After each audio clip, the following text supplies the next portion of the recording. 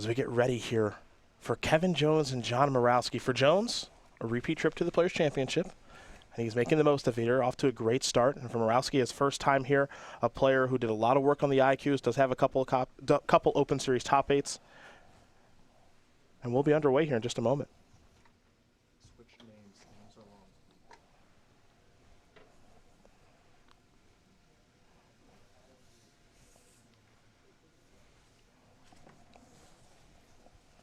Morawski on your left, Jones on your right. The green light has been given. And remember, players are working with perfect information on deck lists. So if Kevin does nothing on turn 1, it leads me to believe there might be a chalice on turn 2. I think that he has to mulligan for while he's on the play. He needs to have a Force of Will, he needs to have a Chalice of the Void, or he needs to have a Zumazawa's Jitte. Any one of those cards makes the hand very solid, but a curve of random 2 and 3 mana creatures will not cut it in this matchup. Merfolk just cleans up on that. They don't care. Or excuse me, Elves just cleans up on that. They don't care. Here's an Elf Sentinel from Morawski. We're going to head back Jones's way now. Cavernous Souls. And there is the Chalice on 1. You had a feeling it was coming. And you kept a hand without Vial, without anything to do on the first turn. Yeah. So. No Curse Catcher, no Vial. Can you beat this? Any outs in the deck here from Morawski? I do not believe he can remove it from the board in game 1. There's no Stray, Reclamation Sage type of creature in the list. But he does have Green Sun Zenith. He has Elvish Visionary, and he can build up towards a hardcast Craterhoof Behemoth. Okay. It is unlikely, but not impossible. There's a Heritage Druid. Yep. Now, I like the mini sub-game with Chalice, which is you better remember all your Chalice triggers. Right. That Heritage Druid is not doing anything else this game. Might as well give it a shot. And Jones down to 18. Now, the one thing that Heritage Druid actually does get to do, that's a small thing, but it does get to untap Nettle Sentinel. Yeah. Not a minor thing. But beating 2/2s is something that Merfolk's very well equipped to do. Well, I would hope so. Here's a Silvergill Adept. Time to reveal. Reveal a Curse Catcher. You saw the Cavern name Merfolk. That's why Jones is able to cast that. Curse Catcher, well, that's going to be countered from your own Chalice. Yeah, some slightly awkward tapping there. Sometimes you see Chalice of the Void and Merfolk lists alongside Cavernous Souls, so you can still cast your Curse Catcher through the Cavern. A little bit of a misstep there by Jones, who could have tapped the Island in the Wasteland for the Silvergill Adept, and then... Yeah, and then you see the way he's just reorganized his land, said, I did that backwards. The upshot here for Jones is he has a lot of margin for error in this game. It's going to be tough for Morawski to get much going. Kevin is certainly in a good spot, and I believe he might even have the Jitte in hand right now as well. Sure. And if that's the case, this could just be a walk away. For Morawski, he'll search up a Dryad Arbor. We'll head back his way, force the draw step. So he does have a copy of Natural Order in hand.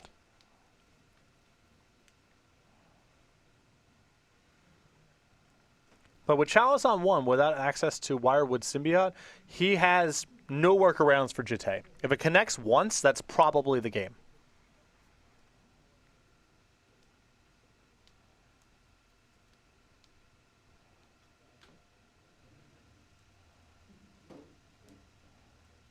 There's a forest. Oh yeah, Nice. give me a morph. We call that Plan B. Well, Birchlore Rangers is a source of mana. Yep. And Morawski's probably going to have to generate a lot of mana to be able to win the game, either with Natural Order plus a bunch of stuff in play for Craterhoof Behemoth, or just hard casting it. Jones is going to go to Lord Atlantis. That'll make the fishies a little bit bigger.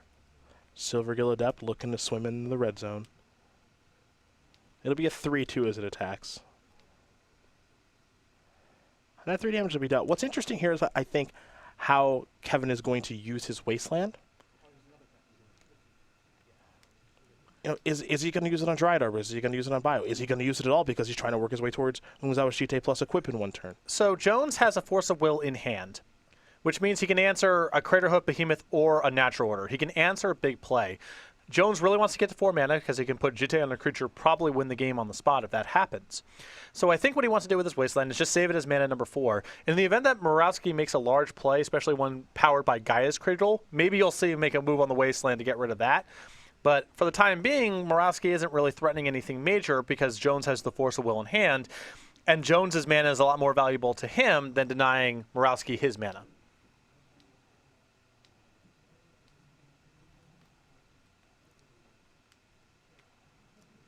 And I like Morawski not blocking last turn. He kind of has to ignore Jones for the rest of the game. Too much of his deck is shut off in the face of Chalice of the Void for him to be trading at all. He's just got to build up a board and hope that he can power through. Oh, here's Green Sun Zenith. Is it possible Kevin pulls the trigger with Force of Will here? It looks like he will. He'll take 1 to counter that powerful green card. So down goes the Zenith. With Force of Will in hand there, Jones obviously had a Force of Will, just cast 1. I don't think I would have picked a battle over Green Sun Zenith. Yeah. If I'm in Jones's spot, all I'm fighting over is Critterhoof Behemoth or Natural Order, assuming that sooner or later I'm going to get Jitte into play, and that's going to wipe up the rest of it. Jones will draw. Silvergill Adept. Umezawa's Jitte in hand.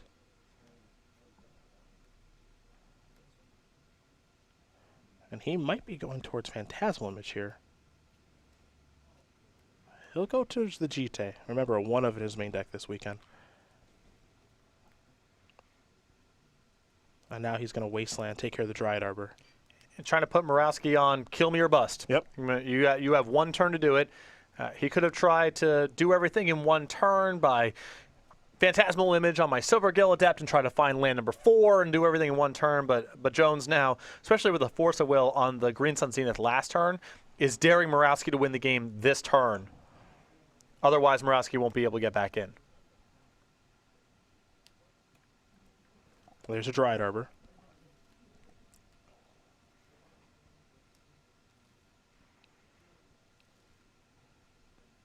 And can Morawski do it?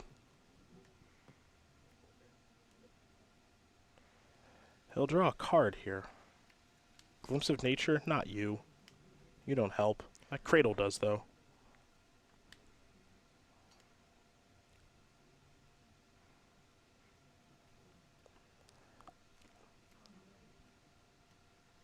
Well, will he go towards Craterhoof this turn? Because I don't think Craterhoof will be lethal this turn. So he has to sacrifice a creature. Mm-hmm.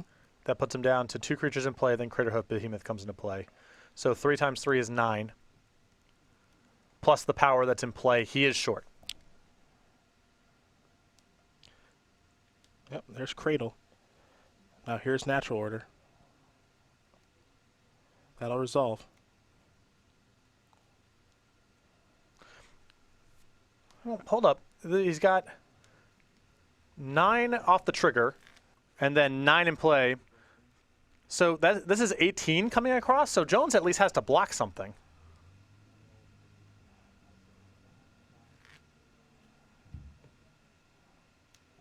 It's quite a big hit.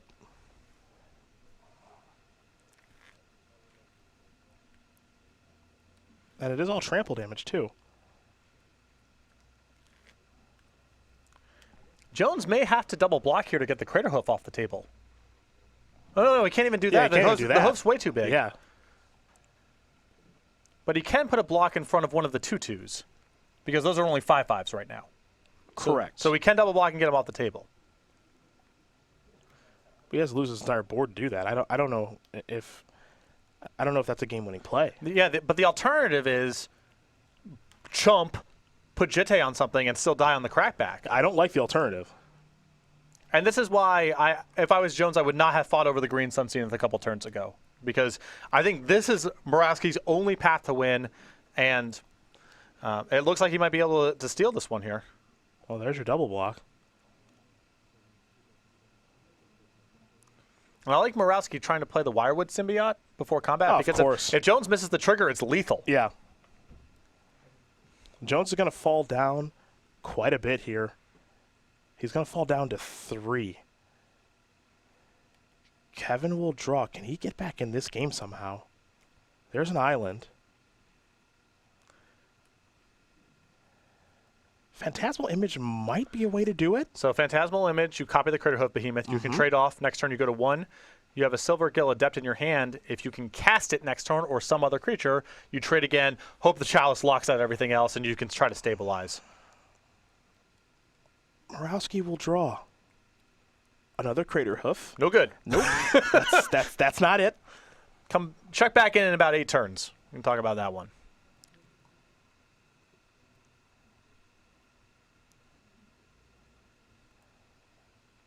Is Morawski going to be able to cross the finish line here? Jones can't cast his follow-up right now. Yeah. Last card in hand is Silver Gill Adept. If he draws a land next turn, that morph is going to be good enough. And there are a lot of misses in his deck right now. Yes. Force of Will, no good. Aether Vial, Chalice of the Void. There's a lot of bricks as Kevin falls down to 1. It's time for a top deck here for Kevin Jones. Let's see how he does. Draws a card. Didn't get a great look at it. If it's a Merfolk or something castable, I think it's Misdirection. Misdirection. Wow. John Morawski's going to win game number 1 here over Kevin Jones. Elves works its way through a turn 2 Chalice of the Void to take game number 1. See, I knew I was savvy for picking Morawski. Yeah, a true genius you are here in the booth. Unbelievable game win there for John Morawski. As we take a look here at the sideboards, we're going to start with Kevin Jones and his 2 Grafdigger's Cage, 2 Pith Needle, 2 Dismember, 3 Flusterstorm, another copy of Misdirection, 2 Submerge, and Umezawa's Jite, and 2 Kira Great Glass Spinner. It seems like it gets even better here for Kevin. So, still some good cards to bring in the sideboard here. Yeah. You have Grafdigger's Cage, which is excellent against a lot of Morawski's ways to cheat creatures into play. 2 Pithy Needles can come in, and as Elves has all sorts of creatures with activated powers. You can bring in the extra copy of Umezawa's Jite and the 2 Dismembers and 2 Submerges for good measure. Not getting any easier for Morawski. For John Morawski, he's got a Null Rod, a Reclamation Sage, 4 copies of Abrupt Decay, 2 Gaddock Teagues, a Malira Sylvok Outcast, a Progenitus, 3 Cabal Therapies, and 2 Thoughtseize. So Morawski needs to have the 4 copies of Abrupt Decay and the 1 Reclamation Sage to be able to battle over the artifacts, especially Umezawa's Jite and Chalice of the Void. I also think this is a great matchup for Progenitus. Jones's deck is a little bit on the slow side. It may be tough in the face of all this removal for Morawski to build up critical mass, and Progenitus, I think, is a great way to try to close out the game. Well, there's the options there for both players, and we'll learn more about each of them here in just a moment.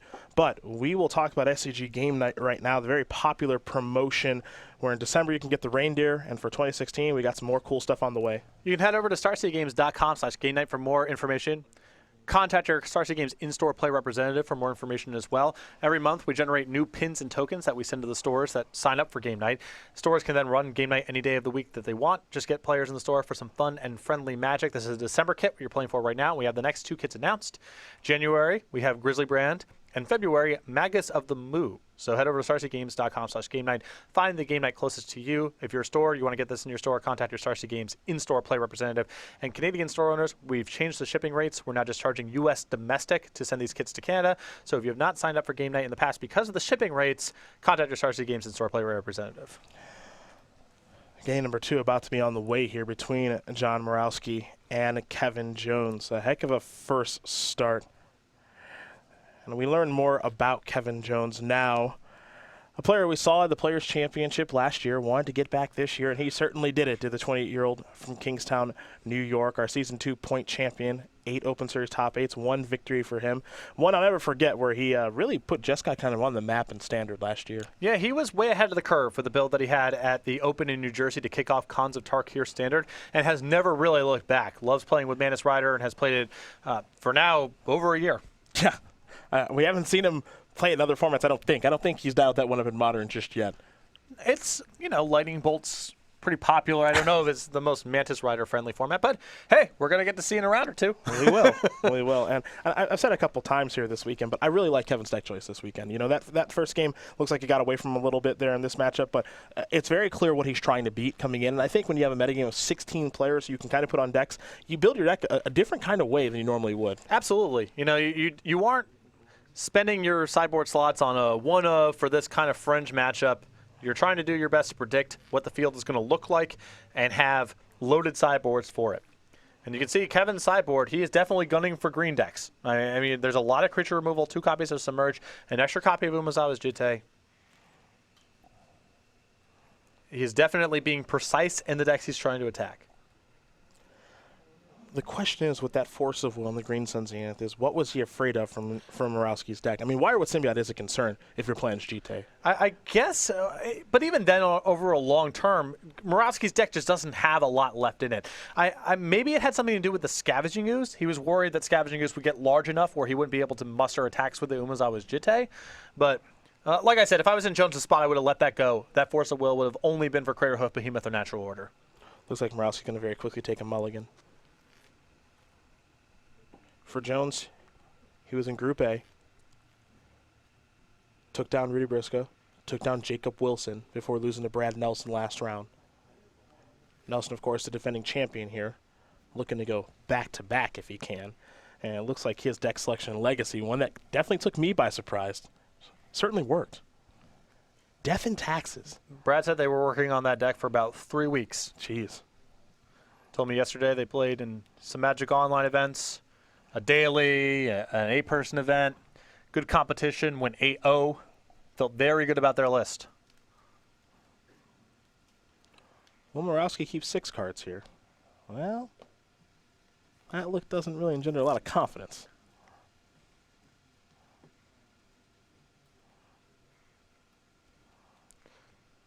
And the answer is no, so down to 5 he'll go. Still got to feel optimistic about things if you're in Morawski's spot, given that Game 1 looked really bad. I feel like I stole one. Yep. In Game 1. That's how I'd feel right now. Worst case scenario, even if you lose this game on the back of your 5-card hand, you get another shot on the play with a lot of artifact removal in your deck to interact with Chalice of the Void and Umezawa's Jitte. You can also just dump your hand before Chalice comes down as well. Yeah. I think there's a lot to like. If he isn't able to win this game, having Game 3 be on the play, I think there's a lot to like about that. But Game 2 is not over yet.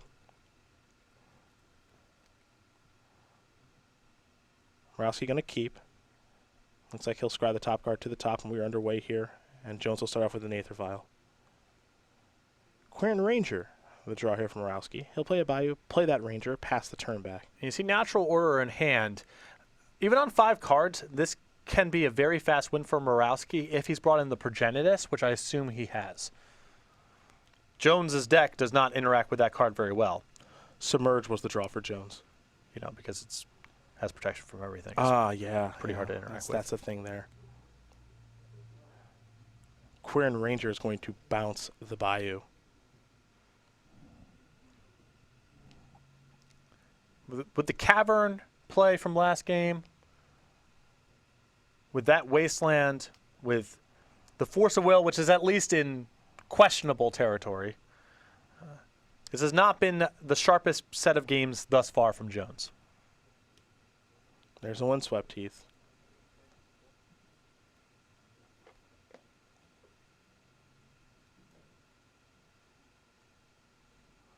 A Vial going to go up to 2. Oh, there's a Chalice again.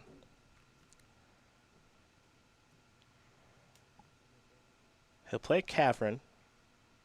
And now there's Chalice on 1. Now you mentioned Morawski does have a lot of ways to work himself through this after sideboard. It's still a problematic card. He doesn't have all that much in the way of answers. Jones here trying to... Just ready to submerge the heck out of that thing. Which, Windswept Heath is not a forest. Nope. So... But I have a feeling Morawski's going to search up a forest because he's a green deck. Just Jones, again, a little ahead of himself here. Yes. Could we see the no search? He'll search. He's going to search. Could we see the no search on the way?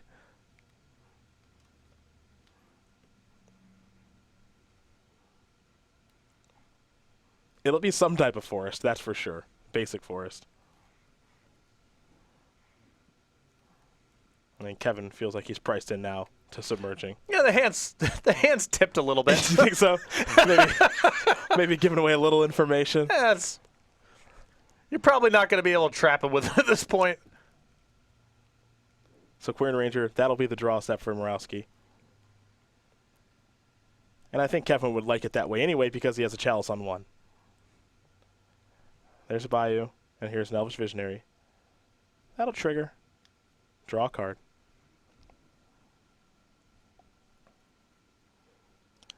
Vial looks like it's going to stay on 2. Chalice can't go up. And it looks like Vial was the draw. We're going to head back Morawski's way. And the leftovers in Jones's hand are not great right now. No. Force of Will. Looks like Phantasmal Image of Violin and Dismember. He's got some ways to interact. But he is certainly missing a clock, which Merfolk typically provides.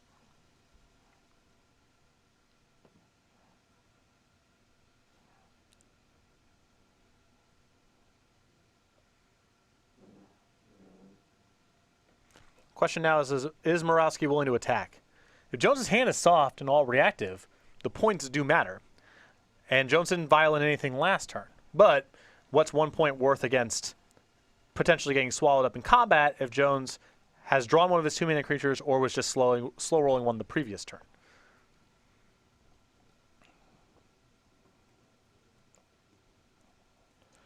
And John's got another land to play here. He's got a couple of options as far as land's concerned. He's going to go with Cradle. And now Morph yet again.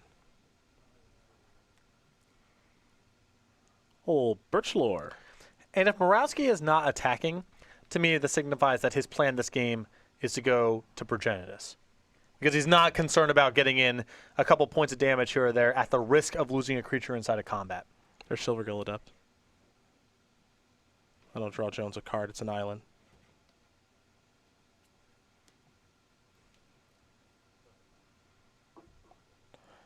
Now Jones will pass the turn back over to Morawski. Morawski will draw a copy of Green Sun Zenith. And we saw him work his way through Chalice in the previous game. And his hand is allowing him to kind of do it again here. Remember, this is a mulligan of 5 from Morawski. And we were kind of talking about, well, at least in Game 3 he'll be on the play. He might not even need it third game.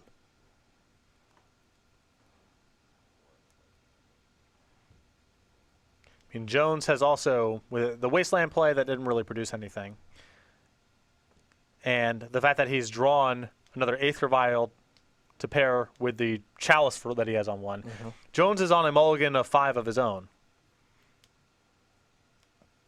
It's a Zenith. We saw Jones counter this last game. I love this play here because I think Morawski has natural order in hand. If Jones was willing to Force of Will this the first time, he might be willing to do it the second time, and then the path could be open next turn for Progenitus. Force of Will take care of that Zenith. And it could be what we saw just like in the previous game. Baiting Jones into countering the wrong cards to resolve the one that actually does matter in natural order. Now that Zenith was for 3. Zenith for 3 can get Reclamation Sage, so that's a much more dangerous Zenith than the one we saw in the first game. Absolutely. Absolutely. And with Jones having very little going on, it's possible he feels like losing one of his artifacts right now, either the Vial or the Chalice, is more than he can overcome. You're going to leave that Vial on 2. Jones will take a draw.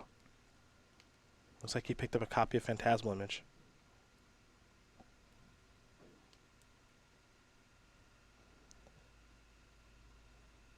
Looks like Silvergill. No, it's going to hang back. In a weird way, as Morawski's going to sacrifice this Misty Rainforest, Jones has actually kind of got Progenitus covered. Yes, he does. Now, here's Natural Order. And in a weird way, he's kind of got Craterhoof Behemoth covered.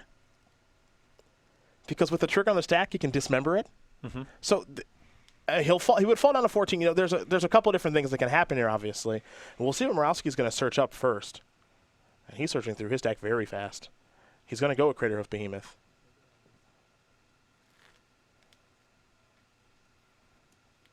So with the trigger on the stack, Jones is going to activate his Vial. And he'll Vial in Phantasmal Image. That'll copy Craterhoof Behemoth.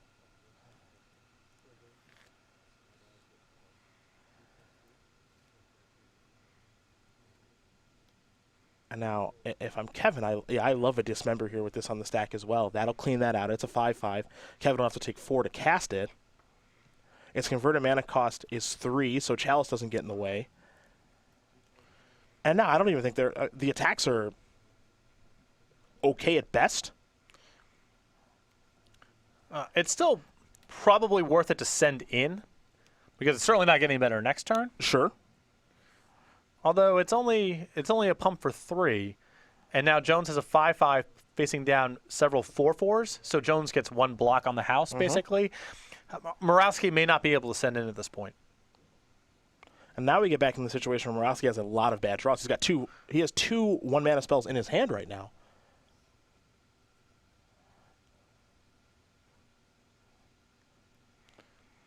You can see the pressure that Chalice of the Void puts on Morawski. Both this game and the previous game, it looks like Morawski gets 1 good punch. He can set up 1 Natural Order or 1 Craterhoof Behemoth. But if that fails to work, he's got so many dead draws in the deck that it's hard for him to go for it a second time.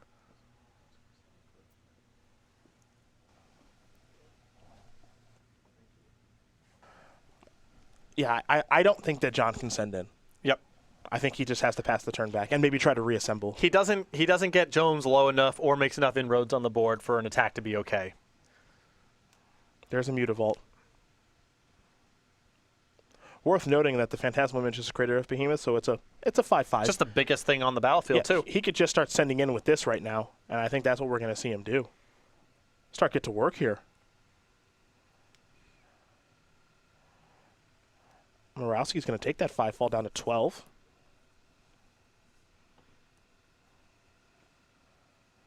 Draw step for John.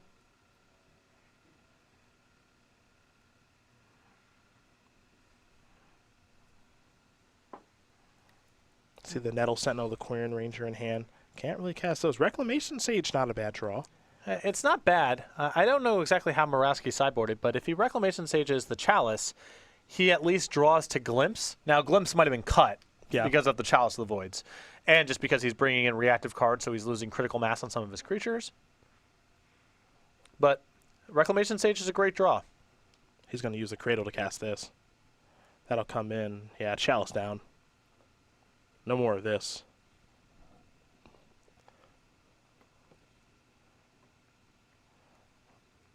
The follow-up looks like it's going to be the Ranger.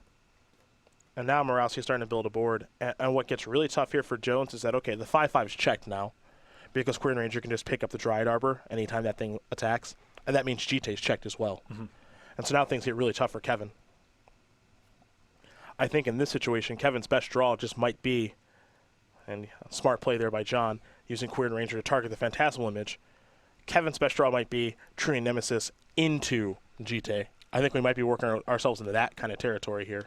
And Morawski is entering a point now where he can just start sending in the 2-power creatures. I mean, it is a risk if the last card in Jones's hand is a Lord and the Mutavault gets to eat something, but you can at least test the waters with an attack here. Well, I don't mind testing with a Morph. Right. There's an attack, there's a block. And if these kind of trades are going to be made, don't mind if it do. Yeah, this is a great position for Morawski. And now he's drawing very live with the Chalice no longer in the deck. Or on the table, rather. Jones's draw, we don't get a great look at it. Looks like he's just going to play another Vial. And simply pass the turn back with an active Mutavault and a Vial on 2.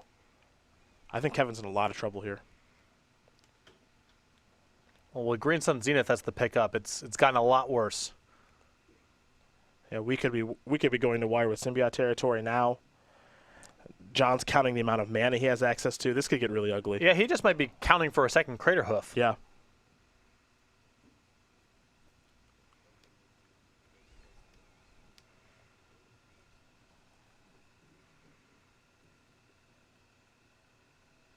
Cradle will tap for 4. Nettle Sentinel is a freebie if he wants to start there, or free-ish.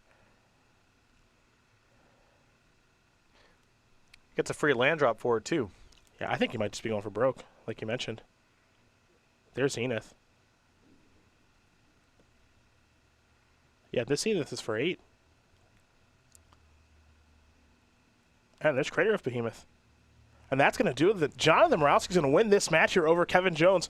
2-0. Elves will take care of Merfolk. Jones had Chalice of the Void both games, drew a Submerge, found GTA Game 1. Morawski was able to overcome it all. And you know what? You predicted it. And on 5 cards. You just don't have the margin for error in a tournament like this, and particularly this round, where the difference between the two groups is substantial for what the trajectory of the rest of your tournament looks like. And I think that Jones, I was not a fan of the line that he took game number 1. It's defensible, not what I would have done, but there was definitely just some technical and mechanical errors that got made, particularly in that second game, that gave Morawski a lot of wiggle room to maximize his 5-card hand. Yeah, with Morawski being able